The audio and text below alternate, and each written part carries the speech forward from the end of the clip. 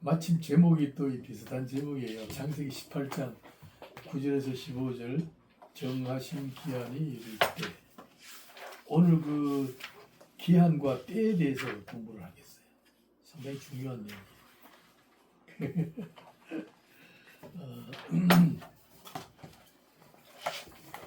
한번 계율을 한번 보겠습니다. 하나님은 언약을 이루신 데 있어서 절대적으로 신실하다. 이건 우리 다 배웠죠. 이거 꼭 이래야 돼요. 하나님은 언약 관계에서 절대적으로 신실하시다.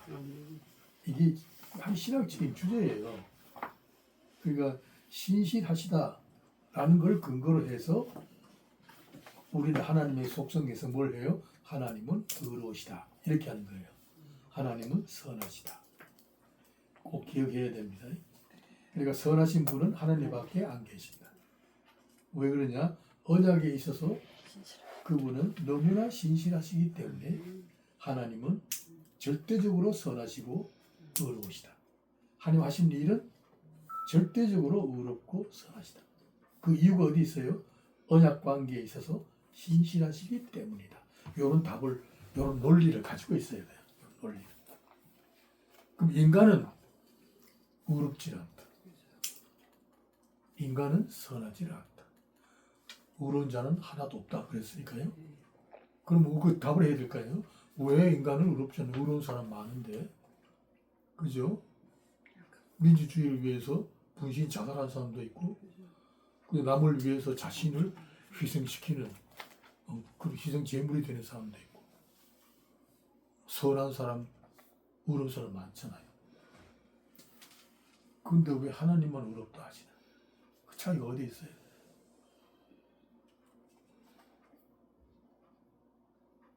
그걸 설명을 해요. 그런 걸 설명해요. 언제든지 이걸 해야 돼요. 언약 관계에서. 그죠? 언약 관계에서. 언약이라는 건 뭐예요? 대등한 위치에서 서로가 계약을 하잖아요. 계약을 하면 도장을 찍잖아요. 근데 인간은 계약을 지키는 데 있어서 언제나 실수한다. 언제나 실패하고 언제나 계약을 파기한다. 그러니까 계약에 대해서 계약을 파기하고 실수하고 실패하는 쪽은 인간이에요. 하나님은 계약을 완성시키신다. 어느 정도로 신실하시냐? 십자가에 자신을 못 박기까지 하시면서 계약을 성취시키시는 분이시다. 그러면 인간의 의와 하나님의 의가 어떻게 다르냐? 하나님의 의는 절대적이다.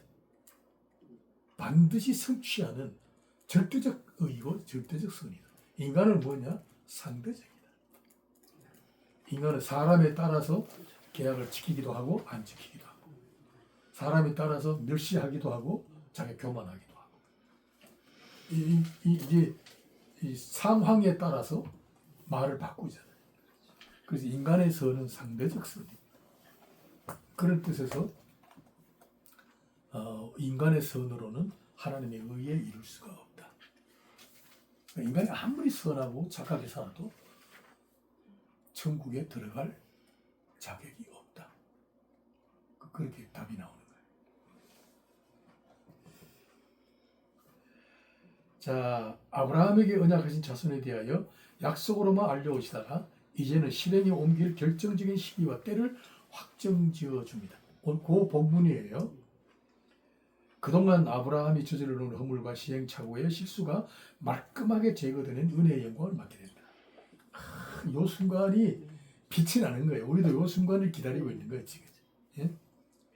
신앙생활은 하나님의 때와 기한을 헤아리는 영적 지혜와 분별력을 배우며 성장하는 시련의 과정이다.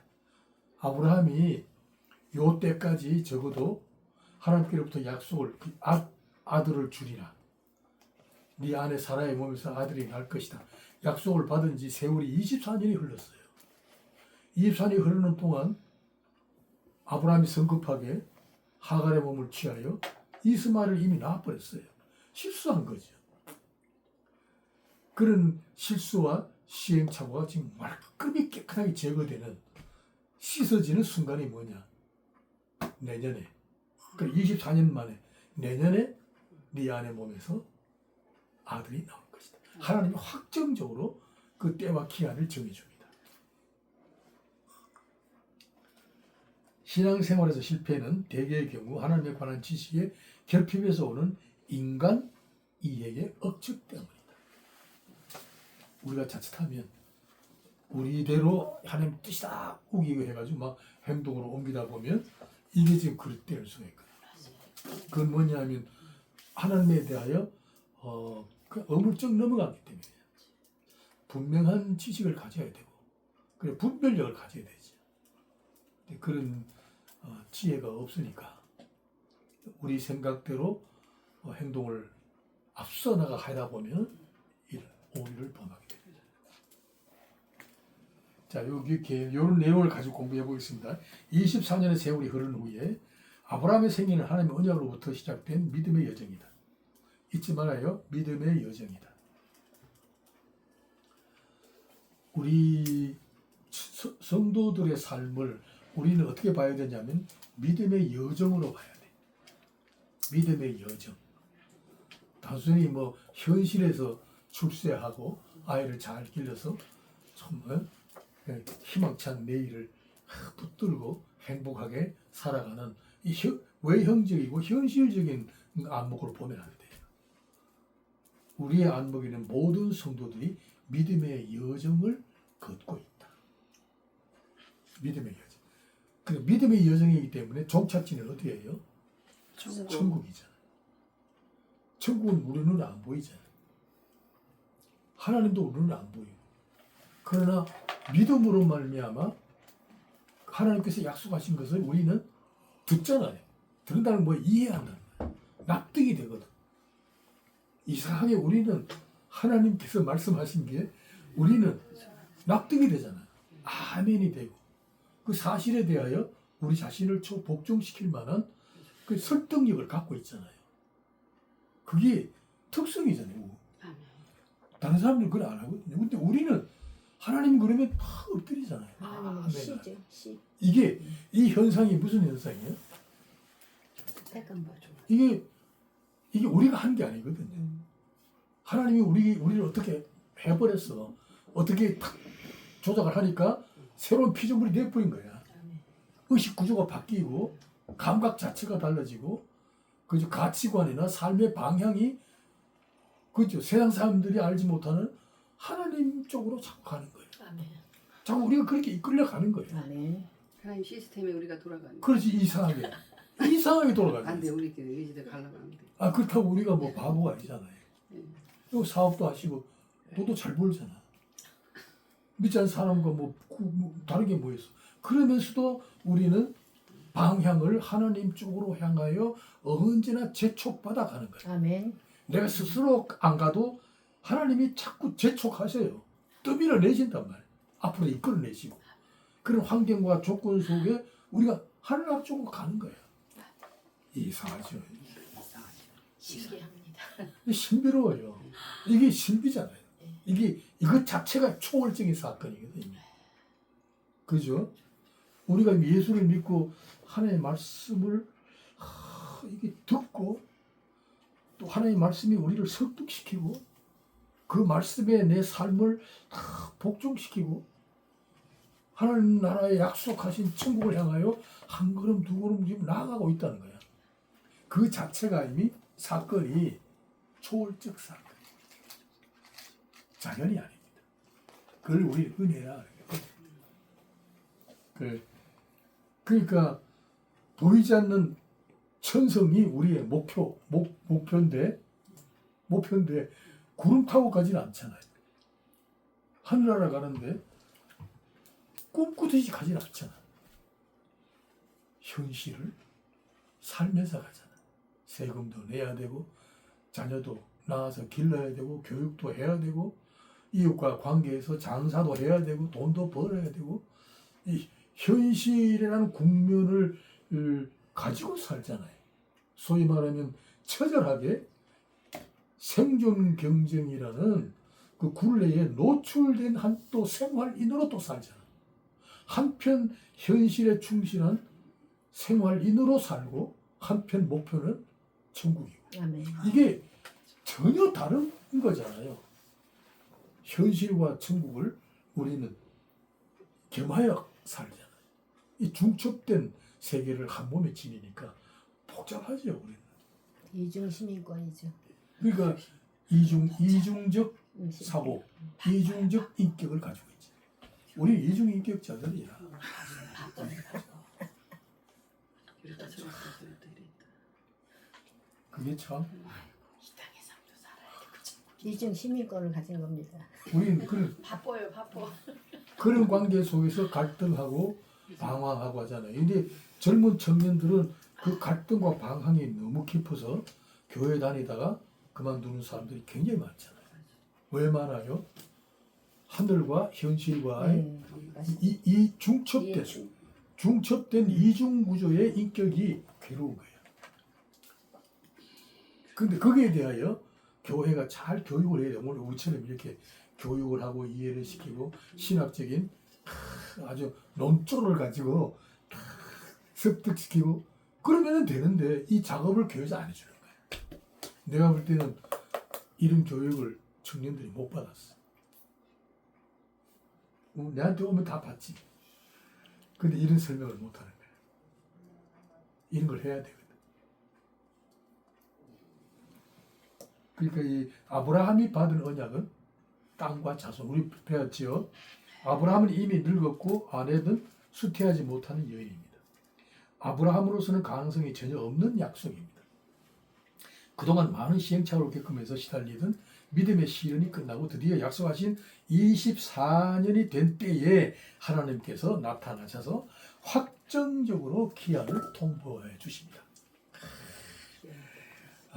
너무 나는 뭐 요 순간이 나도 참 이런 순간을 내가 만났으면 싶어요. 자, 직접 나타나셔서 기한을 통보합니다. 약속의 아들을 낳게 될 것이라고 통보하시는데 어떻게 통보하느냐? 하나님이 인간의 모습을 취하셔서 아브라함에게 직접 말씀하십니다. 그때는 계시가 하나님이 직접 자신을 나타내시는 거예요. 천사의 모습으로. 인간의 모양이지만은 천사의 모습으로 나타났어요. 손님처럼 나타난다. 정말 이걸 가지고 우리는 이제 대화하니 하나님의 현현. 아멘. 먹고 마시고 하셨죠. 그 정오에 점심시간이죠. 정오에 장막문에 앉아 있을 때 세 사람이 서 있는 모습을 보게 됩니다. 아브라함이 뛰어가서 그 더러워진 발을 씻고 엎드려 인사하면서 떡과 살찐 송아지를 잡아 요리하여 극진히 대접합니다. 요 장면에서 이 세 사람이 누구냐? 아브라함은 처음부터 그의 정체를 몰랐어요. 그냥 손님인 줄 아는 거예요. 아브라함은 평소에 손님 대접하기를 즐겨하였다. 이 장면을 히브리서에서는 이렇게 증명합니다. 읽겠습니다. 손님 대접하기를 즐기지 말라. 이로써 부주중에 천사들을 대접한 일이 있었느니라. 우리가 이렇게 살아야 돼. 아멘. 손님 대접하기를 즐겨야 돼. 부지중에 천사들을 맞이한 거예요. 나는 이게 개척하면서 이런 장면을 내가 그때는 상당히 좀 지금보다 훨씬 더 신뢰해질 것 같아. 지금은 내가 안정적인 그때는 막 우왕좌왕했어요. 그때는 뭐 목사 안수 큰맘 받고 나이가 47, 8살 때 팔팔했죠. 나이 47살 때 나는 아주 청춘이었어요. 개척할 때. 그때 우리 고모 한 사람이 있어. 세문안교회 공사야. 이분은 기독군이야. 기도 잘해. 매일 밤 상박산에 올라가서 서울시를 향하여 기도해. 매일 밤 기도. 그리고 뭐 그 종로 3가 그 세운상가에 우리 고모 전도지 안 받은 사가가 없어. 전도지. 모르는 사람이 없어. 뭐 이사장사 예수 믿어 교회 가. 근데 이런 권사가 안 보여. 우리 고모야. 나보다 나이 2살 많아. 지금도 살아 계셔. 지금도 기도해. 매일 기도해. 내가 새로운 교회를 탁 개최를 했잖아. 지하실이야. 강도상도 없어. 사각 개짝 하나 탁 만들어 놓은 거야. 마이크도 없고. 그래 했어 나는. 그럴 때 뭐 고모가 왔어. 와가지고 참 기도하더니 조카 목사 일로 와. 위에 갔더니 내가 기도했는데 조금 있으면 털보 한 사람이 올 걸세. 나무사의 목회를 도와줄 하나님이 보내신 사자야. 자기가 그런 환상을 봤다. 그렇게 알고 기도하고 준비하고 그리고 가버렸어. 그 나는 뭐야? 누굴 기다려요? 털보 오기를 기다려. 아무리 기다려도 안 하는 거야. 근데 이제 그에 구정이 됐어. 구정이 돼가지고 보니까 막 이 사무실에 앉아 있는데 문을 두드려 보니까 뭐 거지가 하나 온 거야. 남루해. 지요. 보니까 털보야. 그 사람이네. 그 내 생각에 털보 뭐 이런 생각이 나는 거야. 그 한 말이 아유 그 내가 얼마나 친절하겠어. 아유 어디서 오셨습니까? 앉으시라고.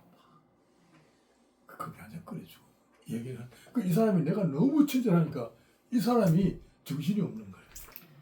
그 어떻게 오셨냐고요. 목사님 나 지금 구정 때 대구 가야 되는데 차비가 없다. 그러더라고. 그래요?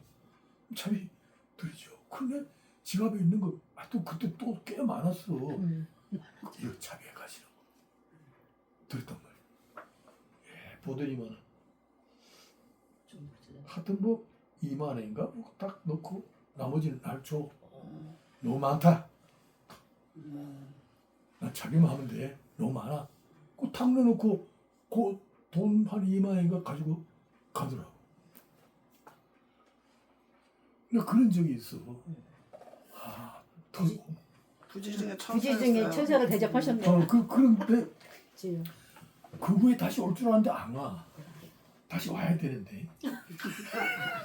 테스트 하시네. 내 생각. 테스트. 내 생각. 그러니까 내가 한번 그런 고모 기도 많이 하니까 그런 계시를 받으니까 내 생각은 거기에 잡혀 있는 거야.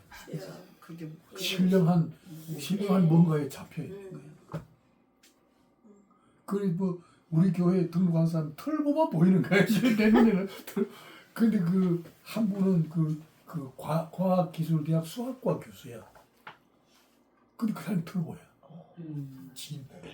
진 무슨 교수인데. 그분이 이제 우리 교회에 와서 안수 집사까지 되고, 그분 부인이 프랑스에서 이 하모드 올겐 최고 연주자예요. 우리 교회 연주도 하고 봉사를 많이 했지. 그래서 우리가 한번 그런 그 계시적 은사에 의해서 한번 말을 들으면 그게요. 마음을. 그게 마음을 확 잡아요. 예. 제가 그런 적이 있어. 그래서 이 손님 대접 부지 중에 손님을 대접하는 거야. 여러 명 대접하셨네요. 내가 이런 경우가 꽤 많아. 오.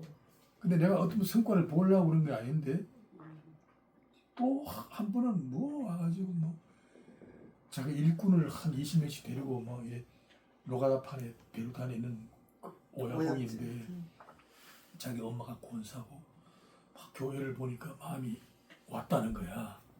자기가 대전에 머물러 동안 교회 나와 되겠느냐고 오라고 막. 근데 목사님 갑자기 애들 돈이 좀 부족하다고. 사기꾼들. 그래가지고 또 오늘 또 있는 대로 줬어요.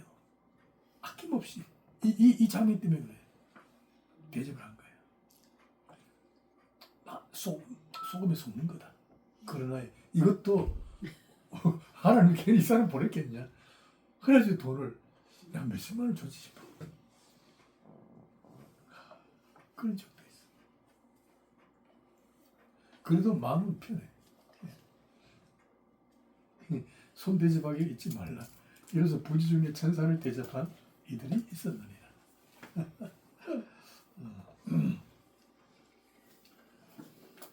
아브라함이 평소에 실행하고 있었던 성교의 모습. 천사들 셋입니다.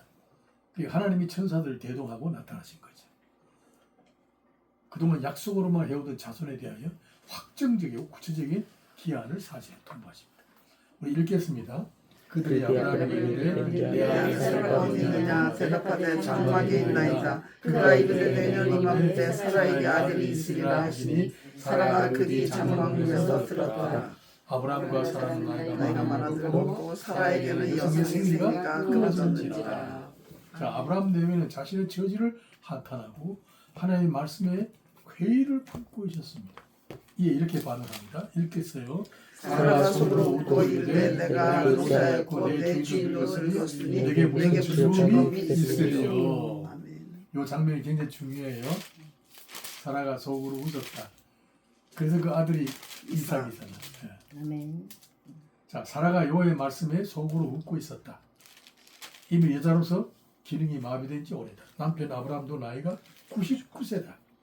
인간으로서는 웃지 않을 수 없는 약속이다.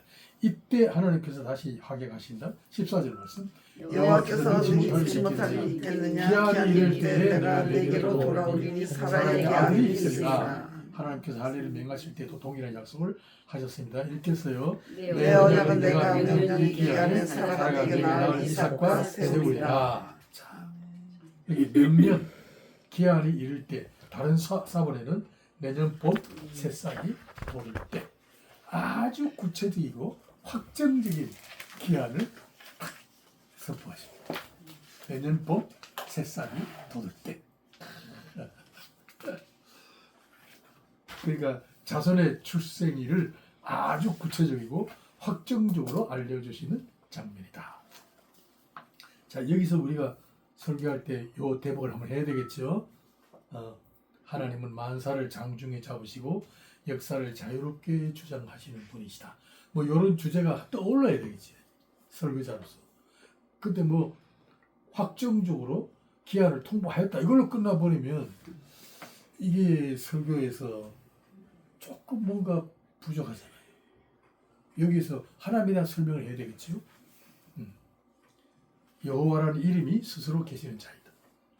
아무에게도 제약을 받지 않으시는 절대 자유자시다.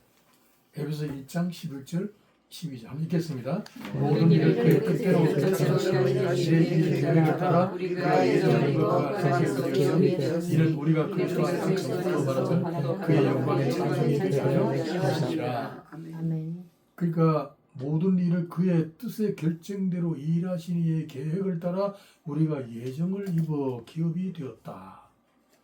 그러니까 이 사실은 오늘 우리가 목사가 되고 집사가 되고 이 교회에 뭐 그것도 개척을 하고 또 상상치도 못한 이 성도들과 교제가 이루어지고 이렇게 하는 거는 이게 우연이 아니라 그의 뜻의 결정대로 일하신 이의 계획을 따라 우리가 예정을 입어 그의 기업이 된 거구나. 이런 생각을 가지게 해야 된단 말이에요. 그러니까 오늘 우리의 현실도 이런 설명을 해야 돼. 우리가 가정을 이루었다. 이런 자녀를 낳았다. 청주에 이사와 살고 있다. 내 직업이 뭐다. 이런 구체적인 내 주변 환경을 어떻게 설명해야 되냐면 이게 내 결정대로 온 게 아니라 모든 일을 그 뜻에 결정대로 일하시는 이의 계획을 따라 예정을 입어 내가 이렇게 됐구나. 이런 생각을 갖도록 해줘야 된단 말이야. 그게 설교잖아. 하나님 이야기를 해야 돼. 그러니까 오늘 우리의 현실을 하나님 이야기로 바꿔내야 된다. 간단히 말하면 이게 설교야. 이해가 되죠? 이러니까 너무 편하네요 저희가. 그럼요. 성도 없는 것도 괜찮고. 그렇죠. 편하죠. 진짜. 막 하나님이 주인이시니까 그렇죠. 알아서 하세요 막 이러는 거지. 이런 생각에 젖어 있어야 되고 이런 신령한 사고 방식에 익숙해져 있을 때에 오늘과 같은 불의하고 부도덕한 그분이 대통령이 됐다 할지라도 뭐 잠시 답답하지 기도하면 문제가 풀어지잖아. 아, 하나님은 배후에 계신다. 하나님이 악한 왕도 쓰셨구나. 아멘. 옛날 쓰셨잖아. 고리스 왕을 나의 목자로까지 하고 느부갓네살 왕도 쓰시고 뭐 유다의 악한 왕들이 많았잖아요. 므낫세 같은 그런 왕들도 하나님이 필요하셔서 등용하였다. 하나님의 뜻을 이루기 위하여 꼭 선한 왕만이 하나님의 뜻에 필요한 게 아니다. 악한 자죠. 악한 날에 적당하게 시험을 받았다 하셨다. 그러니까 그 악의 세력이 뭐 우리를 다스린다 할지라도 우리의 생각 속에는 하나님께서 무슨 뜻이 있어서 그를 세우셨구나. 그렇다면 너무 속상해할 이가 없다. 하나님은 공의는 살아있고 그는 공평하시고 그는 언제나 선하시기 때문에 우리의 장래를 하나님께 초점을 맞추다 보면 그렇게 답답할 일이 없다. 할렐루야. 이런 생각을 갖게 되는 거죠. 이런 생각을 갖도록 성도들 하여금 모든 현실을 이렇게 하나님의 이야기로 바꾸어서 이해할 수 있도록 해줘야 된다. 이거 이제 신앙 고백적 삶이다 이렇게 하는 거예요. 표현할 때 굉장히 중요하죠. 오늘 이게 우리가 부족해. 우리가 이웃을 돕잖아요. 구제하잖아요. 선한 일을 하잖아요. 할 때 어떻게 해야 되느냐 하면 신앙 고백적으로 해야 된다. 이런 표현을 쓰는 게 좋아요. 네. 그냥 신앙 고백이 없이 불쌍하다고 도와주면 아무 의미가 없어. 하나님의 영광을 위한다는 신앙 고백을 가지고 행위를 할 때 하나님이 우리 행위에 대하여 의롭다 하시는 거예요. 그래서 신앙 고백이 굉장히 중요해요. 참. 자, 하나님께 있어서 한번 정하신 뜻은 변개치 않으신다. 인간의 특성은 변질이며 배악이며 배신이며 불의와 탓함과 변명이다. 오늘 우리 이걸 많이 보잖아요. 정치권에 보세요. 난 이거 어째 그럴까? 그렇게 공부를 많이 해가지고 그 정도의 법률 지식을 갖고 명예와 출세를 갖고 그래도 우매한 백성들보다는 좀 지혜롭게 사는 분들인데도 어떻게 변질이, 배약, 배신, 불의 그리고 잘못해놓고 남을 탓하고 남을 뒤집어 씌우고 우리 보잖아요. 양심에 화해 맞은 자들이죠. 이런 것들 보잖아요. 인간은 인간이 그렇다. 아니야. 인간은. 공통적으로 인간은 이런 속성을 가지고 있어.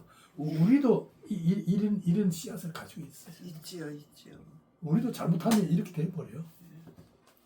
자칫 눈 잘못 돌리면. 그래서 인간의 것으로는 진리로 규명할 근거가 없다. 성경이 얘기해요. 우리가 그걸 가져야 돼요. 인간의 학문이나 사상이나 무슨 뭐 교훈이나 뭐 도덕률이나 이거 가지고는 영원 불변의 진리로 규명할 근거가 없다. 성경이 얘기하는 거예요. 그러나 하나님은 그의 이름이 말하듯이 자존자이시며 주권자이시다. 여호와의 이름은 모세에게 직접 밝히신 대로 하나님을 대표하는 명칭이다. 하나님께서 모세를 부르셔서 이스라엘을 바로에서 건져내시려고 사명 주실 때에 주저주저 하는 모세를 설득하시는 장면에서 자신의 이름을 처음으로 밝히신다. 그 내용이 이렇습니다. 읽겠어요. 하나님이 모세에게 이르시되 나는 스스로 있는 자이니라. 또 이르시되 너는 이스라엘 자손같이 스스로 있는 자가 너희에게 보내셨다. 하나님은 여호와시다. 스스로 계신 자. 누구의 간섭도 받지 않으시고 누구의 도움도 필요치 않으시다는 자존자이시다. 여호와 하나님은 이루시고 싶은 뜻을 자유롭게 집행하신다. 한번 언약하신 것을 어떤 경우라도 반드시 완성하신다는 뜻에서 영원토록 의로우시고 선하시고 참되시다. 이게 우리의 신앙 고백의 최고의 수준은 하나님이 이루시는 일은 언제나 참되십니다. 아멘. 언제나 옳습니다. 그죠? 거기에 두 손 들고 아멘 하는 게 최고 수준의 신앙이에요. 이 고백이 있어야 돼요. 하나님이 이루신 일은 언제나 옳습니다. 제가 판단하는 것은 아무래도 내가 봐도 믿을 수 없습니다. 하나님만이 옳습니다.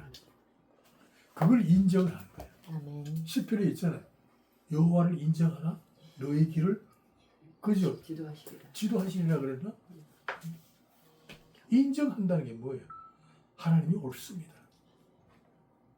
이런 고백을 성도들로 하여금 갖도록 설명을 해줘야 됩니다. 설교하실 때 잊지 말아요. 이런 말을 해줘야 돼요. 그러니까 설교는 본문만 막 확 읽어가지고는 안 될 거 아니에요. 이런 해석을 해서 하나님에 관한 설명을 해줘야 돼요. 모세의 항변에 대하여 하나님의 이름을 여호와라 밝히시면서 모든 만물을 장중에 잡으시고 뜻하신 바를 자유롭게 성취하시는 하나님이심을 알리신다. 하나님이 하신다는데 인간의 핑계와 구실을 이유로 하나님의 주신 사명을 거부하지 말라는 설득이다. 그렇죠? 우리가 우리 자신의 형편과 처지를 구실로 삼아서 하나님 못하겠습니다. 이거는 개명기득이야. 이건 안 돼.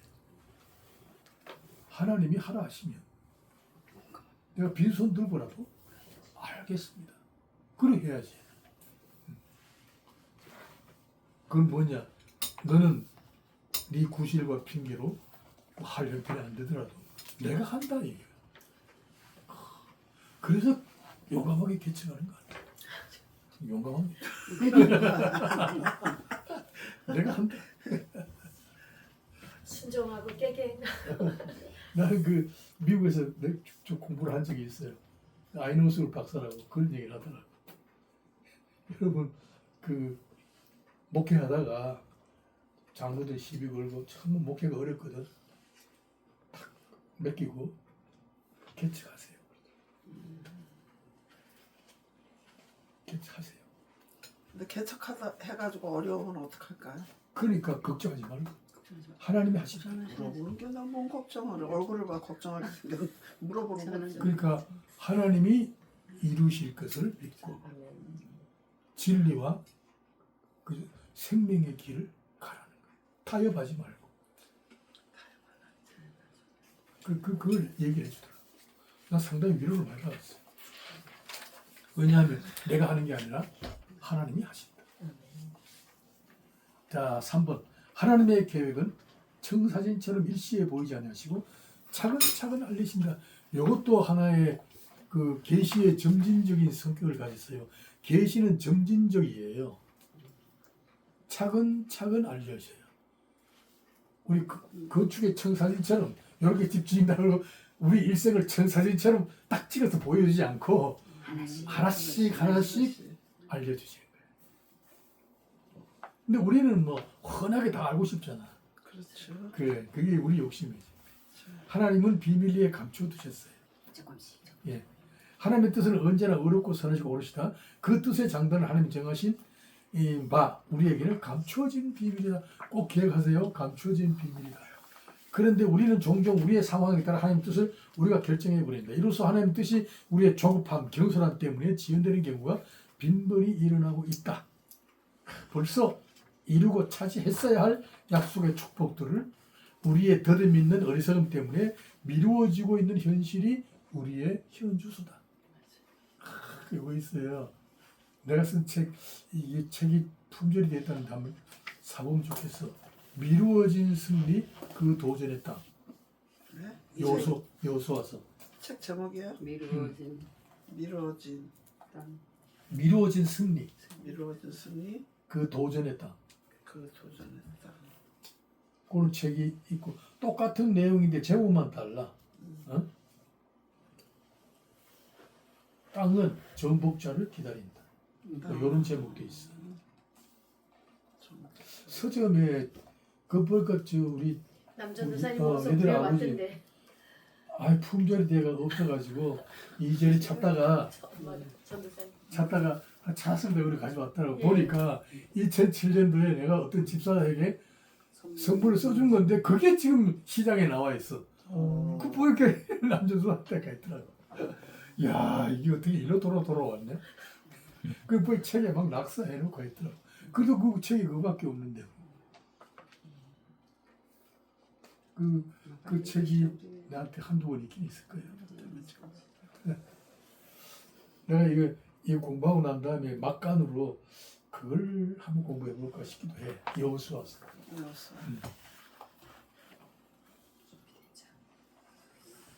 그게 미루어진 승리. 여호수아서는 딴 거 없어요. 미루어진 승리야. 벌써 차지했어야 할 땅을 45년이나 미뤄온 거예요. 이 덧있는 성법 때문에. 그죠? 하나님의 뜻보다는 자기 실력을 앞세운 거예요. 자기 계산을 앞세우고. 그러다 보니까 뭐 정탐꾼 보내고 뭐 이러다가 괜히 그죠? 한 2주 만에 갈 거리를 45년이나 걸려갔잖아. 우리 인생 끼랑 똑같아. 이런 경우가 많아요. 내 인생도 그렇잖아요. 내가 41살에 신학교 가서 말도 안 되잖아요. 근데 뭐 내보다는 그래도 일찍 했지. 10시에 부른 종이 있고 뭐 12시에 부른 종이 있고 3시에 부른 종이 있고 5시에 부른 종이 있잖아요. 때에 따라서. 그래도 이게 시기와 그건 아버지가 정하시는 거지. 그래도 이게 내가 미련스러웠어요. 일찍이 택함을 받으신 건데 사실은. 난 그런 주문을 많이 받았거든. 내가 아마 대학 졸업하고 대학 졸업하고 난 다음에 바로 총신에 들어가서 애들이 있어 친구들이. 그때 나도 그쪽으로 들어갔으면 아마 미국 유학도 갔다 오고 뭐 이래가지고 머리가 좀 있기 때문에 아마 내가 총신대학교 총장 벌써 했을 거야. 벌써 했을 거야. 맞습니다. 그리고 우리 아버지가 빼기 좋아. 총회장, 부총회장. 그리고 그 주변에 영남 정치꾼들 아버지 주변에서 나를 미스터는 신학교 가라. 그러고 내가 안 갔잖아. 안 가고 왜 뭐 돈 몇 푼 번다고 결국은 한순간에 다 날아가 버렸어. 그리고 41살에 빈털털에 내가 신학교를 거야. 눈물로 내가 3년 동안 공부했어. 내가 얼마나 억울하니. 3년 동안을 그 대신에 내가 성적 최우수상을 받았지. 3년 동안 장학생. 하셔도 성적이 좋으셨죠. 머리가 좋으셨어. 3년 동안 울면서 공부했어. 왜냐하면 지난 세월이 너무 억울했어. 그래 이게 우리 어리석음 때문에 미루어지고 있는 소위 승리의 인생. 벌써 차지했었어야 할 승리와 그 축복의 인생을 미련스러워서 미루어오다가 세월 다 보니까 그것이 오늘 우리의 현실입니다. 하나님은 약속의 자손에 대하여 한꺼번에 다 말씀하지 아니하시고 시간의 흐름에 따라 조금씩 그의 계획을 알리시고 통보해 오셨다. 우리에게 약속하신 것을 마치 설계 도면에 청사진처럼 보이지 아니하시고 그의 계획의 비밀을 서서히 조금씩 나타내신다. 우리는 우리의 장래를 예측할 만큼 지혜롭거나 신뢰하지 않다. 장래의 일에 대하여 그 기한과 때는 하나님만이 아시는 권한 안에 두셨다. 때와 기한은 시간의 주권이다. 이거 알아야 돼요. 기독교의 특징입니다. 기독교의 특징은 시간의 종교입니다. 우리는요 종교적으로 말하면 시간의 종교입니다. 공간의 종교가 아닙니다. 참 이거 굉장히 중요한 대목입니다. 이방 종교들은 공간적인 형식을 취해요. 네? 시간하고 관계없어. 걔들은 뭐 속리산 어느 중턱, 뭐 그 조계사 뭐 어디, 그리고 뭐 이제 시냇물이 흐르고 뭐 어디, 세신교가 있고 뭐 이런 장소가 있어. 장소에 따라서 용한 게 용하고 용하지 않는 게 있어. 이방 종교 다 그래요. 그 유대주의도 그래요. 율법주의도 마찬가지. 예루살렘 중앙 성소래야만이 하나님이 임재하신다는 생각을 가지고 있어요. 내가 어제 그 사도행전 쓰다가 말하는데 이게 다르는구나. 거룩한 땅은 따로 있지 않아요? 그게 장소로 보는 거야. 거룩한 땅, 약속의 땅, 약속의 땅을 지리적으로 영역적으로 국한한 거야. 약속의 땅이 천국이라는 생각을 안 하는 거예요. 걔들은. 물리적 공간에 이게 다르잖아요. 스테반의 설교에서 이게 지적이 되니까 돌로 쳐 죽여버린 거예요. 그 장면. 야, 그걸 내가 연구하는데 애를 많이 먹었어요. 이런 차이가 있었구나. 나는 그냥 순교했다 이렇게 했는데 이유가 있더라고. 순교한 이유가 막 속을 막 부글부글 끓게 한 거예요. 진리를 선포하니까. 그러니까 이 예루살렘 성전만이 영광의 하나님이 나타나신 걸로 봤는데, 그죠? 영광의 하나님 어디 나타났느냐? 우리 조상 아브라함이 하란에 있기 전에 메소포타미아에 살 때 이방인의 땅이죠. 그게 그렇게 의미가 있더라고.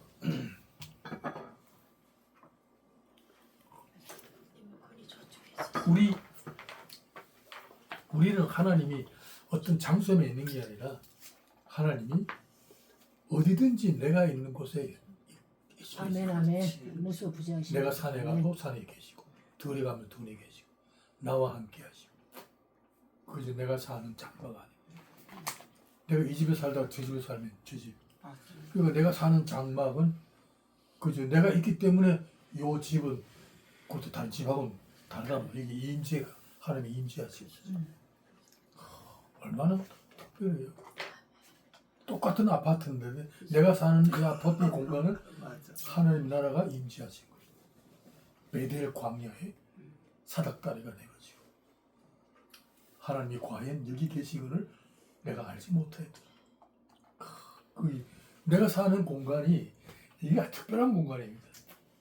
이게 이제 예수 그리스도로 말미암아 지어진 성전이잖아요.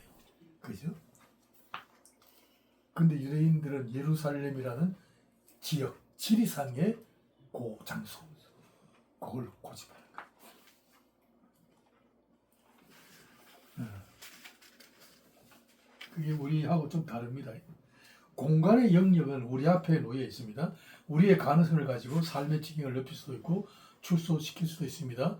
공간은 우리에게 맡겨져 있어요. 집을 지을 수도 있고, 그죠? 뭐 넓힐 수도 있고, 수리할 수도 있고, 출세의 영향력도 우리가 얼마든지 출세할 수도 있고, 공부 잘하면 판사 검사도 될 수 있고, 권력도 어찌든 간에 대통령도 될 수 있고, 그건 공간이에요. 그러나 시간은 우리가 마음대로 못해요. 시간의 주권은 절대적으로 하나님께 있습니다. 오늘 밤이라도 그죠? 그만두자 그러면 떠나야 돼. 나는 이런 경우가요. 많이 봤어. 요즘 보니까 어떤 배우가 젊던데 죽었더라고. 최종호인가?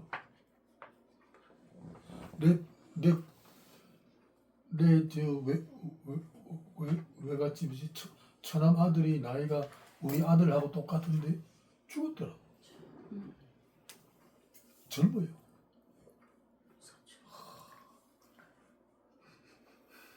죽으면 내가 먼저 죽어야지. 걔는 아직도 젊은데. 이게 시간의 장단은 우리가 마음대로 못해요. 시간의 주권은 하나님께 있습니다. 오늘 밤이라도 네 목숨을 거두시면 곡간에 있는 곡식을 눕게 되겠네요. 그렇게까지 대통령이 됐는데 그 권력이 눕게 되겠느냐. 사실 시간의 주권이 하나님께 있어요. 어떻게 될지 우리는 모르잖아요.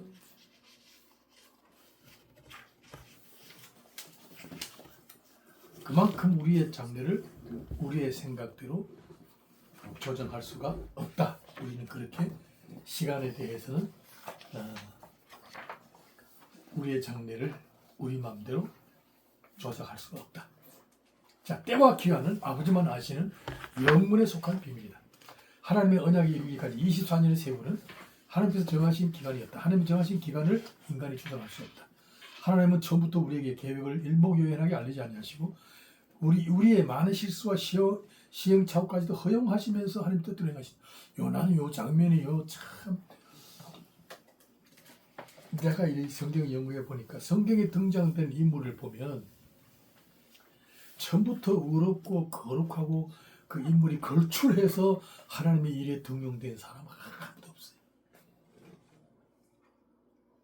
하나님도 우리 인간이 실수할 거를 실수하도록 허용하시는 거예요. 우리의 잘못된 그런 부도덕한 일까지도 허용하시는 거예요.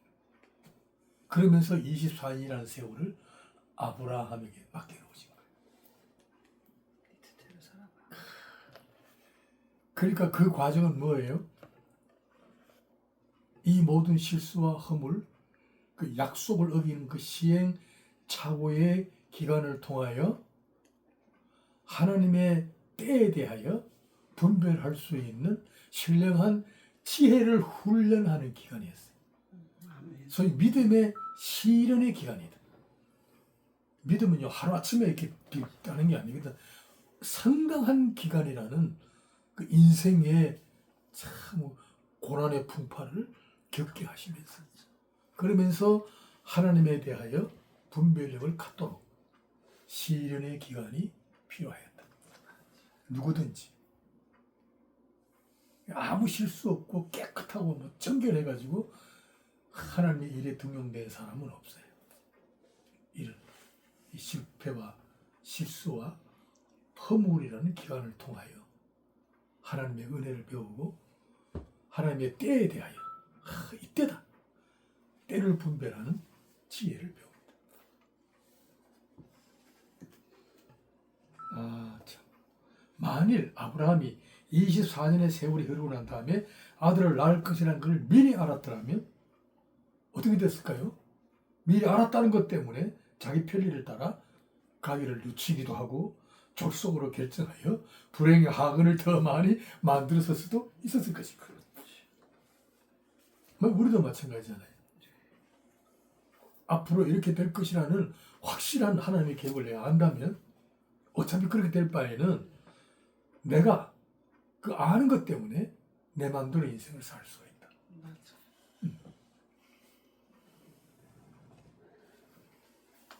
그래서 우리 전도서 3장 1절 한번 읽어보겠습니다. 하나님의 모든 것을 지혜에 따라 아름답게 하시고 사람을 섬기는 사람을 그러나 하나님 하시는 신동을 사람을 측량할 수 없게 하셨도다. 측량할 수 없게 하셨도다. 또 전도서 7장 14절 시작. 형통한 나라는 기뻐하고 고고한 나라는 들어보라. 이 두 가지라 하나님 명예하여 사람을 자기 장래를 위하여 알지 못하게 하시니 장래일을 헤아려 알지 못하게 하셨어요. 또 사도행전 1장 7절 이르시되 때와 시기는 아버지께서 자기의 권한에 두셨으니 너희가 알바 아니요. 그러니까 이 미래를 점치는 것은 허락지 않았었어요. 오늘 우리 이런 것 좀 생각해야 돼. 신령한 사람들 보면 이거 너무 점치는 것처럼 하잖아. 미래를 어떻게 할 것이다. 그건 하나님 허락지 않으셨어요. 아버지의 권한 안에 두셨어요. 그래서 영원은 우리 공부했죠. 영원은 감추어진 비밀이다. 영원이라는 개념이 뭐냐면 감추어진 비밀이라는 뜻이에요. 꼭 기억해야 돼요. 영원은 뭐 시간이 끝없다. 어떤 가치가 초월하여 지속되는 어떤 현상이다. 그런 개념이 아닙니다. 영원은 뭐예요? 감추어진 비밀. 그 생각을 꼭 해야 돼. 성경에 영원의 단어 나오거든. 아, 여기 감추어진 비밀이라는 개념이 이 안에 있구나. 생각하고 이래 보면 곧 나와. 감추어진 비밀. 하나님께서 만물을 창조하시기 전에 계획해 두신 하나님만이 아시는 비밀의 영역이다. 이걸 다시 표현하면 그죠? 창조하시기 전에 계획을 세우실 때에 하나님께서 창조와 더불어 인류의 역사를 비밀리에 감춰두셨다. 이걸 요약하면 계획의 나라로 요약할 수 있다. 영원은 뭐야? 창조 이전의 세계인데 그것은 마치 계획의 나라와 같은 거다. 하나님이 아직도 이루시지 않은 계획이 있다. 자, 이런 개념을 잊지 말아요. 아직도 실현되지 않고 있는 하나님의 뜻. 우리가 알고 있는 영역은 지나온 삶의 경험들 속에서 내가 지금 인식하고 있는 과거와 현재 진행되고 있는 나의 경험뿐이다. 미래는 단 한순간도 감춰져 있는 하나님의 영원한 뜻뿐이다. 전적으로 숨겨져 있다. 우리 그렇죠? 우리 과거도 우리가 다 알지 못합니다. 내 인생에 뭐 과거에 30년, 40년 살았지만은 다 기억하지 못합니다. 그러나 그것은 하나님께서 비밀에 감춰두신 인생을 내 경험을 통하여 다 나타내셨습니다. 그러나 내일은 전적으로 감춰져 있습니다. 난 이거 정말 놀라운 일이에요. 난 아직도 뭐 내일 모레 죽을 게 뻔한데도 하나님이 감춰진 비밀이 뭐 있을 것이다. 이런 생각을 늘 하고 있어요. 감춰진 비밀이 있을 것이다. 내가 알지 못하는 어떤 일이 뭔가 터질 것 같다. 뭐 이런 생각을 늘 가지고 있어. 지금도 변함이 없어. 난 그래서 포기하지 않나 봐. 난 주저앉아가지고 이렇게 뭐 이렇게 잠자고 이러질 않아. 하루 종일 뭘 하면서도 하나님이 이 순간에 뭐 전화 한 통 올만 한데도 뭐 전화도 안 와. 그런데도 하나님 뭔가를 이루실 계획이 아직도 감춰져 있어. 거기에 대해서 나를 준비시켜야 되겠다. 그러니까 준비되지 않으면 이게 용도가 없잖아. 그런 생각을 늘 가지고 있어. 그런 생각 잊지 마세요. 네. 아멘. 우리를 예배했잖아요.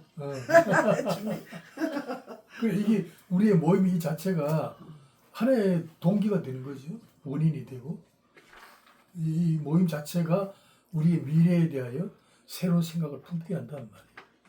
영원 속에 감추어 두신 나를 향한 하나님의 계획의 비밀. 그거 알고 싶다. 그 기도 그리 돼야지. 기도할 때 이거 놓고 한번 기도해 보세요. 기도 제목이 적어도 이런 기도 제목이래야 기도가 깊고 기도가 좀 이렇게 높은 뜻을 향하여 그저 무언가를 계획하는 그런 하나님을 내가 경험할 수가 있어요.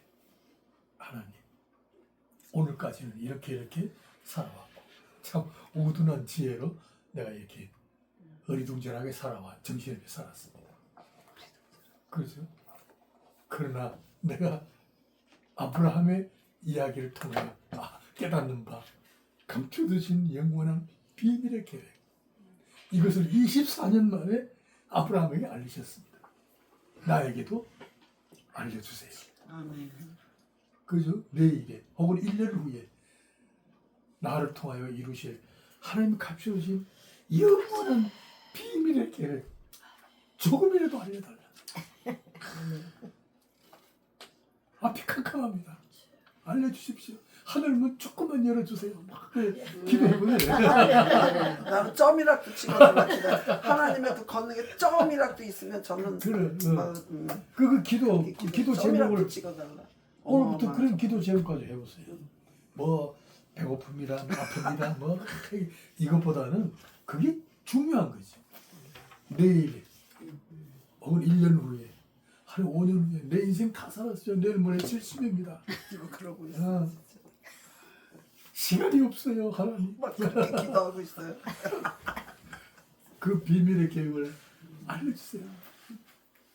그래가지고 그리고 이에 대해서 나도 아직도 출입에 강건하거니와 갈렙처럼 이 산지를 내게 타라. 아직은 싸울 수 있습니다. 그렇게 욕심을 부려야 되는데 욕심이 그렇게 없어요. 왜냐하면 이런 성경적인 욕심이 아니고 성경적인 그래서 의식구조지 의식구조. 하나님과 나와의 교제 속에서 하나님이 이루실 일에 대한 상상력을 가져요. 나를 보지 말라. 하나님이 이루실 일에 대한 상상력을 가지고 나를 자꾸 적응시켜 나가야 된다. 그 도전도 하고 우리 군수 한참 나가는 거니까 공부도 하고 네. 지금 공부할 시간이잖아. 네. 나는 지금 뭐 조금 젊었으면 딴 거보단 공부를 좀 더 해서 나 공부 신학도 신학 공부지만은 영어, 중국어, 영어하고 중국어 정도는 좀 능통하게 했습니다. 말이 수단이잖아요. 아무리 알아도 말이 막히면 안 되잖아.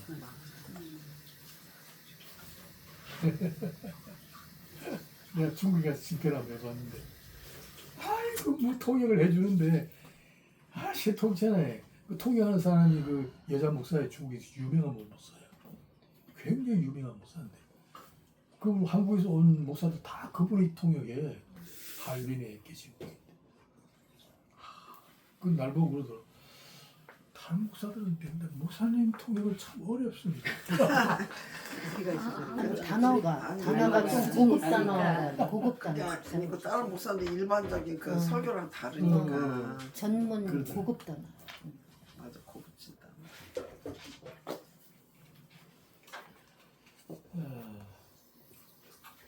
자,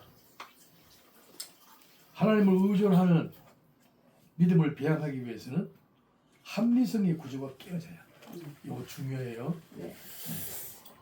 하나님을 의존하는 믿음을 배양하기 위해서 합리성의 각질이 벗겨져야. 각질이 때를 벗기듯이 각질을 벗겨내요. 이 인식의 각질이 합리성이라는 이 못된 감각기관이에요.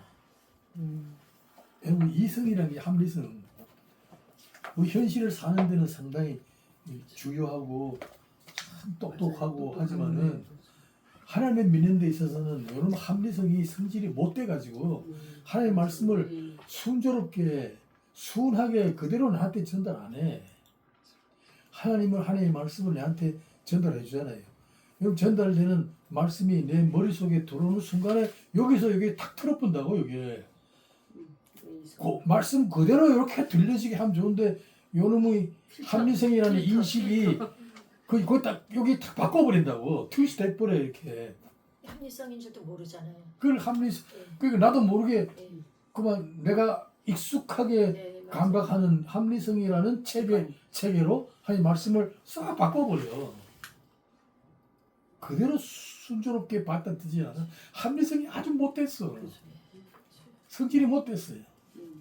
순수하게 말씀을 그대로 운반 안 해. 이놈의 합리성이. 그러니까 이 합리성이라는 그 인식에 그저 비늘이 벗겨져야 돼. 깨져버려. 하나님이 네 죄를 사하였다 그러면 아멘 이래야 되는데 하나님이 왜 내 죄를? 내 죄는 내가 갚아야지 왜? 못되면 사주셨어요. 그러거든요. 하나님 당신의 죄를 위하여 십자가에서 대속물로 못 박혀 돌아가셨습니다. 당신을 사랑하기 때문입니다. 이래 얘기해봐. 합리성으로 훈련된 사람이 뭐라 그래? 유시미 같은 애는? 못되면 나를 위해 십자가에 못 박히셨어요. 그게 아니라 네. 아니, 내 죄는 내가 내 죄는 죄에 대한 값을 내가 치러야지. 왜 그 사람이 치러? 누구 허락받고? 건방지게 이래 그런 그런다고. 식이지. 자존심이 상하잖아. 내 죄를 왜 그 사람이 져? 도저히 수용을 못하는 거야. 이게 합리성이잖아. 내가 알았어. 유진이 같은 애들은 그런 아주 익숙하거든. 교만이야. 몰랐어. 무지지 무지. 그러니까 이 합리성이 깨져. 그러니까 우리의 판단 기준이 합리성이 깨어지는 현장은 뭐예요? 현실의 국면이다. 이런 표현을 여러분 입에 좀 익숙하도록 해야 돼. 우리의 똑똑한 합리성이라는 인식 구조가 깨어지는, 그죠? 깨어지는 현장은 우리가 살고 있는 현실. 현실이다. 현실이란 게 없으면 우리가 생각하고 있는 합리성이라는 비늘이 벗기지 않습니다. 이게 안 벗겨지면 하나님 쪽으로 갈 수가 없습니다. 하나님 쪽으로 가려면 내가 깨어져야 합니다. 이게 깨어져야지. 그리고 이제 믿음이라는 통로를 통하여 하나님께 나아가려면 내가 기존으로 익숙하게 훈련되어 있는 소위 감각기관이야 인식 기능이 한미성의 구조가 깨어져요. 현실은 뭐예요? 삶의 파도를 만나면서 나의 사고방식이 산산조각이 납니다. 그리고 하나님의 은혜를 구하는 믿음이 싹트게 됩니다. 그래서 나는 똑똑한 사람일수록 아무리 똑똑해도요 암이 탁 걸리고 내일 모레 죽는다라는 선고를 받고 나면 기가 팍 죽어요. 아무리 공부해도요. 그때 빨개져. 그죠? 삶의 파도를 만났잖아. 삶의 폭풍 속에서 칼파를 못한 내일 모레 죽는다는데 거기서 무슨 뭐가 필요했겠어요? 거기서는 나를 살려줄 구세주가 있다면 그죠? 그분에게 나를 맡기는 거지. 그때 복음이 탁 들어가는 거예요. 생각이 달라져요. 혹독한 고난의 경험과 절망의 순간에 나의 편협한 주장과 사고방식을 버리고 전적으로 하나님의 주권에 나를 맡깁니다. 그러니까 현실이라는 그 삶의 국면이 없으면 하나님 믿을 수가 없어요. 현실이 사실은 이 현실은 뭐예요? 평탄하지 않잖아요. 지금 아무리 부자고 잘 나간다 그래도 현실은 언제나 불안과 긴장 상태잖아요. 너무 행복하고 너무 잘 나가면 아이고 그것도 불안하고 너무 잘 나가도 불안해. 왜냐하면 이 잘 나가는 내 번영이 이 행복이 깨질까봐. 어휴 이런 사람이요 유치원에 애들을 못 보내요. 사고 날까봐. 그럴 수 있겠지. 못 보내요. 겁이 나서. 우리 교회 그런 게 있거든요. 세문안 교회. 내 얘기했지요. 남편은 연구단지에 유학 갔다 와서 월급 많지. 아내는 또 막 예뻐요. 30대 초반에. 그 남자 아이 둘을 키우고 집도 아주 화려해요. 부자야. 집 그 사람 위로 안 짓고 지하실로 들어갔어. 지하는 운동장 같아. 아무도 몰라. 거기 둘레에 앉아가지고 행복하게 살아 그냥. 다 꾸려놓고. 근데 우리 교회 새기도도 나와. 그 부자가. 그래서 새기도 마치고 그러더라고. 목사님 상담해. 상담 내용이 뭐냐면 나는 큰 어려움이 있는 줄 알거든. 나는 모든 조건이 갖춰져 있습니다. 걱정이 하나도 없습니다. 그게 걱정이. 그게 문제는 그게 걱정이 돼서 아무것도 못하는 거야. 그게 걱정. 그게 큰 걱정이다. 문제는 제일 큰 문제는 이거 요대로 가면 좋겠는데 불안성. 여기 깨질까 불안. 애들을 유치원에 보내는데 내가 둘을 보내는데 불안해 죽겠어. 내 마음이 이렇게 불안해. 그래서 새벽기도도 나오는데 평안이 없습니다. 그거 참 상담하기 어렵더라요. 그 과정을 지나야지. 우리처럼 산전수전 공중전 지하도 다 따면 이래도 한평생 저래도 한평생 하나님만 바라보고 평강 그런 경우도 있더라고. 나이를 먹어. 네. 그래서 내가 복음은 가난한 자에만 가는 게 아니고 부자에게도 가는구나. 부자도 역시 심령으로는 결핍이고 벌거숭이고 거지들이다. 영이 그지. 영이 그지. 부자일수록 거지다. 심령으로는 빈곤하다. 작은 게 많아서. 그래서 우리가 부자에게 복음을 전할 필요가 있다. 그 많은 돈 근데 그걸 땡겨 써야지. 잘안 했잖아. 아멘 아멘. 그래, 그건 이제 그만 저기야, 그렇지? 그래서 써도 남는. 그런 생각을 내가 한 적이 있습니다. 맞아요. 하나님은 우리 장래에 대하여 언약하셨지만 이를 이루시는 기한과 때에 관해서는 비밀리에 갈 수밖에 없으시다. 삶의 모든 계획이 하나님 주권에 달려있고 시간과 공간의 주인이 인간일 수 없다는 것을 가르치기 위해서다. 이로써 아브라함이 24년 긴 세월을 걸쳐 마침내 하나님 언약을 확정적으로 통보받는 지점에 이르게 되었습니다. 그 다음에 설교할 때 이런 것도 중요하죠. 하나님은 기존의 세상의 것을 응용하시라고 우리를 부르지 않으셨다. 성경에 등장하는 인물은 처음부터 영웅이거나 거출한 인물이거나 지혜와 용기가 뛰어난 자들이 아니었다. 신앙의 열조들에게도 시련이 있었고 통과해야 할 수많은 관문이 있었고 시행착오가 있었고 회개가 있고 하는 과정이 있었다. 과정이 필요해요. 바울의 인간적인 배경을 보는 그는 하나님의 일에 등록되기 전에 상당한 식견과 인생의 용량을 갖추고 있었다. 그는 율법으로는 가마리엘 문화생으로 라피의 정통 법률학을 익혔고 헬라 문자와 로마의 시민권을 가진 특권 계층에 속한 사람이었다. 유대주의를 말하면 베냐민 지파요.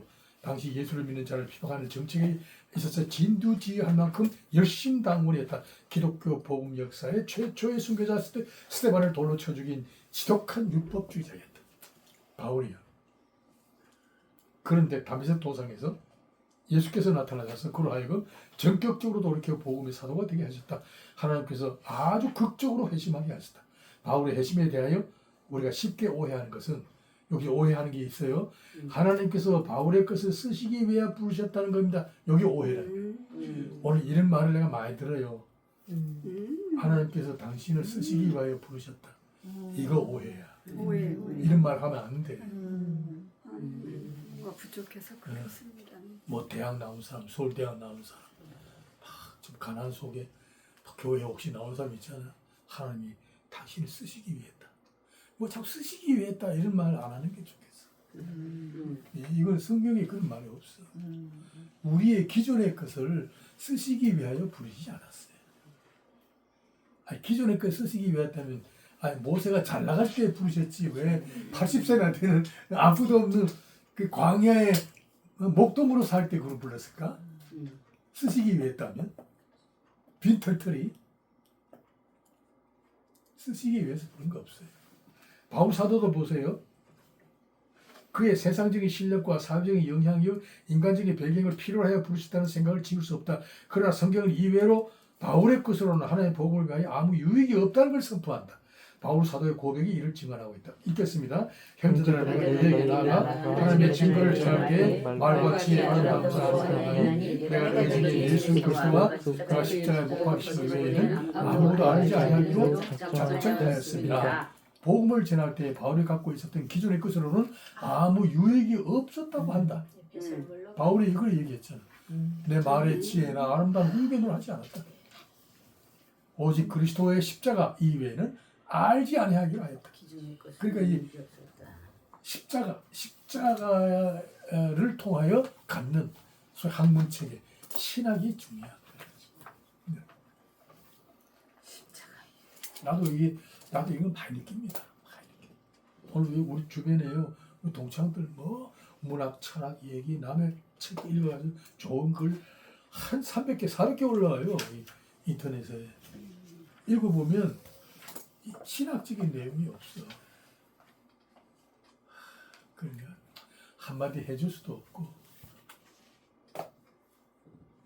사실은 십자가와 관련된 신학적인 지식, 지성체계를 갖춰야 돼요. 자신의 것을 분토같이 얘기하면서 바울 자신에 대한 하나님의 관심을 이렇게 진술하였다. 고린도 후서 1장입니다. 시작. 형제들아 우리가 아시아에서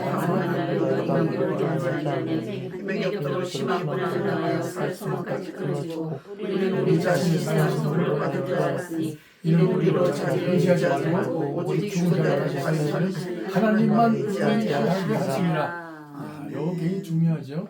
하나님은 바울에게 붙어있는 마지막 한 방울의 인간적인 자존심까지도 송두리째 빼내고 계셨다. 어디에 감옥에 집어넣고 살 소망까지 끊어진 상황까지 가게 하시면서 바울에게 붙어있던 마지막 한 방울의 자존심까지 송두리째 빼내고 있다.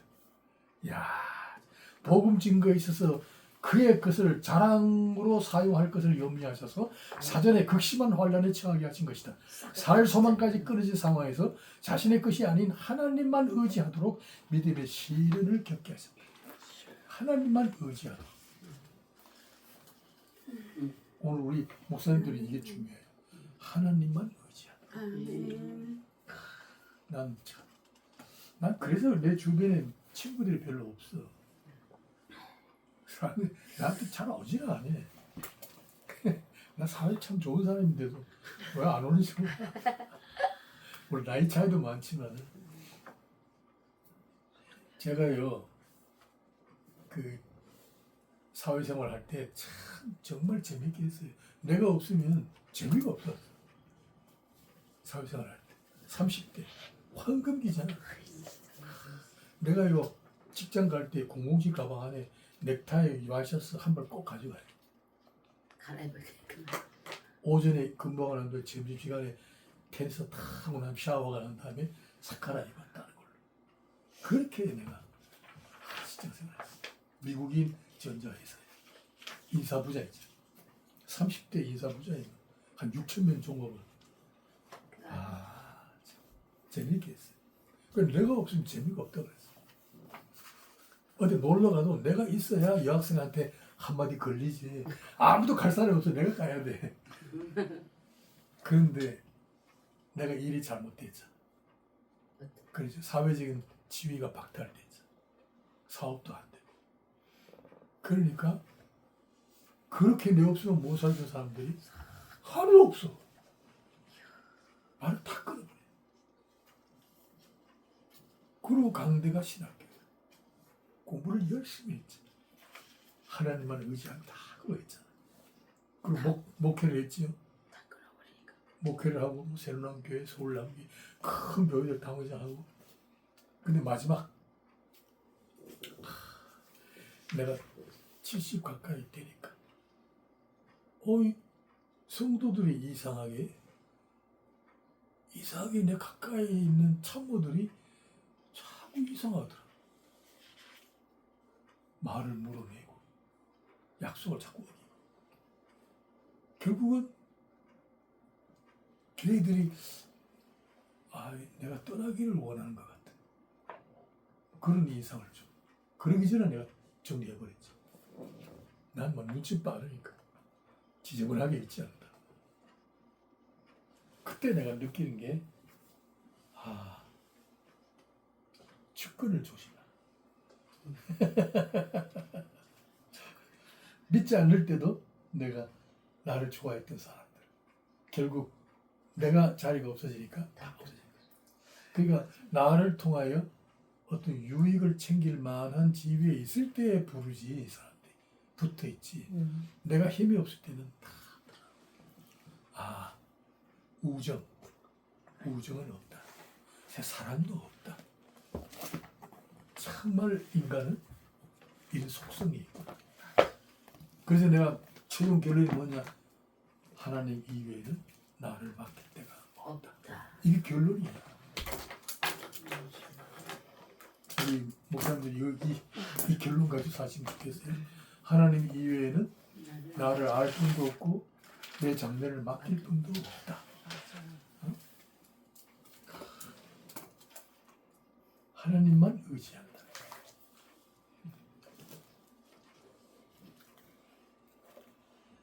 그러니까 바울 사도를 그 옥중에 가둬 놓으신 분도 하나님이시고 사흘 소망까지 끊어진 상황에서 이 바울은 그걸 알아채렸잖아요. 그죠? 하나님만 의지하게 하려는 하나님의 간섭이었다. 하나님은 지금 그 속에서 아브라함의 가능성을 한 방울도 남기지 않고 다 빼버리고 하나님만 의지하는 복음의 사도로 새롭게 태어나게 하신 거예요. 능치 못함이 없으신 하나님, 기한이 이를 때에 내년 봄 새싹이 돋아날 무렵에 내가 네게로 돌아오리라. 사라에게 아들이 있으리라. 이 통보를 받고 사라가 장막 밖에서 웃음을 감추지 못했다. 왜요? 내가 노쇠하였고 주인도 늙었으니 내게 어찌 낙이 있으리요. 자신을 보고 한탄하는 넋두리다. 아브라함 자신도 하나님의 말씀을 듣고 100세가 된 사람이 어찌 자식을 생산하리요? 그리고 불신합니다. 이 두 내외는 하나님께 인간적으로 해볼 도리가 없는 불가능을 호소하고 있습니다. 이에 대한 하나님의 대답이 결정적입니다. 읽겠습니다. 여호와께서 능치 못하니 있겠느냐 기한이 이를 때에 내가 내게로 돌아오니 사라에게 아들이 있으리라 하시니라. 기한은 생명의 시간, 소생할 때, 해가 바뀔 때를 말합니다. 시간과 공간의 만사를 하나님이 주관하신다는 뜻입니다. 기한은 하나님께서 정하신다는 것을 강조합니다. 내게로 돌아온다는 것은 바로 아이를 생산하는 임한다는 겁니다. 이 사건에 개입한다는 겁니다. 지금까지 약속만으로 있다가 약속을 실현시킬 계획을 가지고 오시겠다는 겁니다. 성경은 하나님은 그 마음의 깊으신 뜻을 우리에게 이루실 때마다 때가 찼다. 때가 찬 경륜을 따라서라는 표현을 씁니다. 한번 읽겠습니다. 때가 차면 하나님과 너를 보내사 여자에게 가르치시고. 특히 때와 관련하여 경륜의 용어는 두 가지 개념으로 사용하고 있다. 경륜 잊지 말아요. 오이코노미아라는 헬라어가 유명합니다. 오이코노미아, 경륜, 오이코노미아. 참, 이 오이코노미아가 두 가지 개념으로 사용된다는 거 잊지 말아요. 요 아는 분 몇 분 안 계세요. 요런 게 아주 독특하다고. 요런 걸 배워야 돼. 자, 첫 번째 에베소 1장 9절 시작. 그 뜻의 비밀을 우리에게 알리신 것이요 그의 기뻐하심을 따라 그리스도 안에서 때가 찬 경륜을 예정하신 것이 하늘의 것이라 땅의 것이라 그리스도 안에서 통일을 위하였습니다. 여기 그리스도 안에서 때가 찬 경륜을 위하여 예정하신 것이니. 예정하신 것이니. 여기 때가 찬 경륜이라는 단어 있죠. 이 단어가 에베소서 3장 9절로 넘어가요. 시작. 영원부터 마음을 참으려 하나님 속에 감사하며 믿음이 어떤 것을 드러내게 하려 하신다. 네, 여기 또 경륜을 말했죠.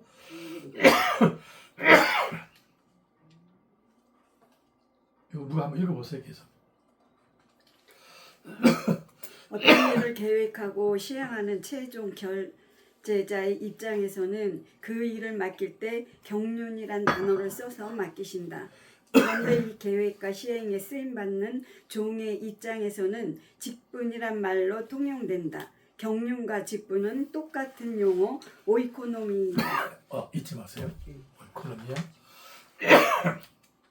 거기 어디 있느냐?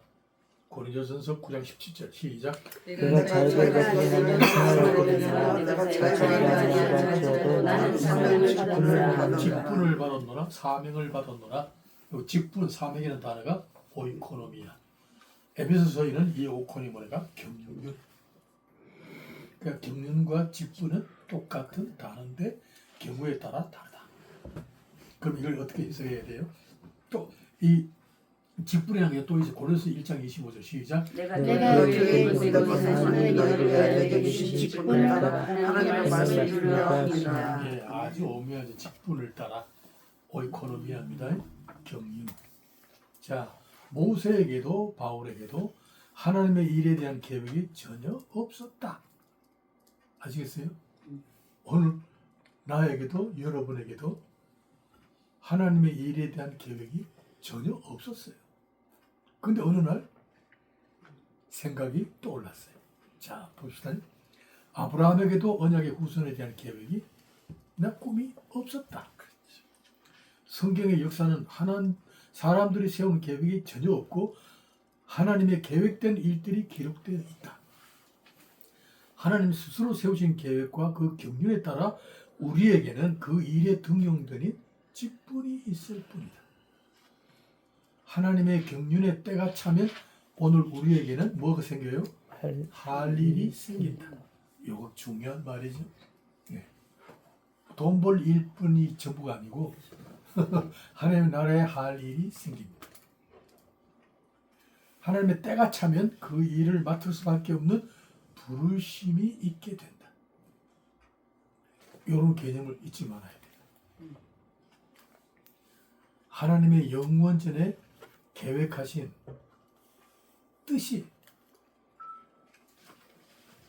이루어질 때가 되면 나에게는 뭐가 생겨요?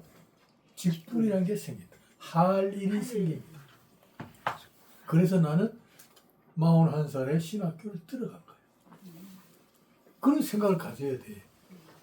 내가 결심했다 이러면 안 돼. 하나님의 때가 차니까 비밀리에 감추어 두셨던 나를 향한 계획이 그죠? 실현되는 하나의 간섭으로 내게는 뭐가 생겨? 사명이라고 생겼다. 그동안은 돈만 쫓아다녔는데 이제는 보이지 않는 하나님의 나라에 대하여 할 일이 생겼다. 이게 비밀이죠. 이게 거의 오이코노미야. 예수 그리스도는 성부 하나님의 때가 찬 경륜을 따라 이 땅에 오셨고 그 뜻을 따라 십자가를 지셨고 다시 살아나셨다. 이거 꼭 기억해야 돼요. 때가 이르러 다시 오실 때에는 초림의 때와는 달리 영광의 심판주로 오실 것이다. 아멘. 그러나 그 때와 기한에 대해서는 하나님 아버지만이 아시는 비밀로 감추어져 있다. 하나님의 역사를 알아맞히는 분이 아니다. 우리 꼭 기억해. 하나님은 우리의 미래나 우리의 역사를 또 과거를 알아맞추는 분이 아니다. 내 인생의 역사 자체를 계획하신 분이시다. 그리고 만드신 분이시다. 이 세계와 역사뿐만 아니라 내 인생도 그분의 계획을 따라 하루하루가 만들어져 가고 있다. 아멘. 이런 생각을 갖도록 설교에서 해줘야 돼요. 이런 말을 해줘야 된다고 설교에서. 이해가 되겠죠? 이런 말을. 설교자가 이런 말을 재치 있게 잘 해줘야 돼요. 오늘 하루도 하나님께서 감춰두신 비밀한 경륜을 따라 한순간 한순간이 지나가서 하루라는 24시간이 저물었습니다. 이런 생각을 갖도록 해줘야 된다. 그래서 기독교의 시간관은요 시제가 없다는 그 특징이에요. 내가 얘기했죠. 영혼이라는 것은 시제가 없다. 과거, 현재, 미래라는 구분이 없다. 언제나 그 시간이고 그 시간이고 그 영혼의 그 시간에 우리가 사는 거다. 단지 우리에게 뭐가 있어요? 할 일이 있다. 시제가 없어요. 네. 내가 과거에 뭐였고 현재에 뭐였고 뭐 그런 게 없고 나에게는 그냥 그때 그 할 일이 생겼다. 그때 그 일이 생겼다. 그때 그 일에 부르심을 받았다. 모세는 그때 그 일의 출애굽의 주인공이 되었다. 네. 이런 생각을 가져야 돼. 네. 그 다윗은 일생 동안 적군들을 정복하고 다스리는 그 피 흘리는 전쟁의 용사로서 일생을 마쳤다. 그것으로 그 사명을 다한 거다. 성전 건축은 거부되었다. 얼마든지 성전 건축할 수 있지요. 뭐 왕이고 자기 궁정은 아름답게 지었잖아. 수달피 가족으로 아직도 성전이 초막으로 되어 있는데 그걸 보니까 안 되거든. 내가 짓겠다 했더니 말렸죠. 너는 피 흘림으로 만족한다. 그리고 주변의 원수들을 다 정복하고 난 평화의 땅 위에 이제 성전 건축은 아들 솔로몬에게 위임이 된 거야. 그걸로 사명이 된 거야. 나는 그런 생각을 해요. 나도 목사 일생 다 마쳤잖아요. 아, 나는 그것으로 내 사명을 다 하는 거다. 뭐 더 이상 욕심낼 이유가 없다. 나는 그렇게 하나님께서 경륜을 따라 나를 간섭하셔서 여기까지 오게 하셨다. 아멘. 이것으로서 내가 할 일을 지금 다 하고 있는 거야. 그런 생각을 가져야 돼. 이거를 뭐 자꾸 남과 비교해가지고 뭐 자꾸 이렇게 되면요, 뭐 속상해 못 살아. 안 돼. 만족해. 할 일을 다 하셨는 줄 알았더니 하나님이 특별히 가해로 이렇게 맞아. 네. 잘하시네. 훈련생을 저에겐 또 기회를 한 번 더 주셨다. 저희. 그런 거를 특별, 설교에서 해줘야 돼. 설교를 그렇게 유창하게 한번 해보세요. 네. 우리 인생은 그렇게 지나가는 거야. 하나님께서 뭔가 할 일이 계셔서 말도 안 되는 사람을 세우셨다. 누구? 사실이야. 누구? 나. 이재명이. 이제 저는 항상 나에게 부족한 나를 그러니까 우리가 그를 위해서 기도할 때 일은 하나님이 하신다. 그렇게 생각하시면 되겠습니다.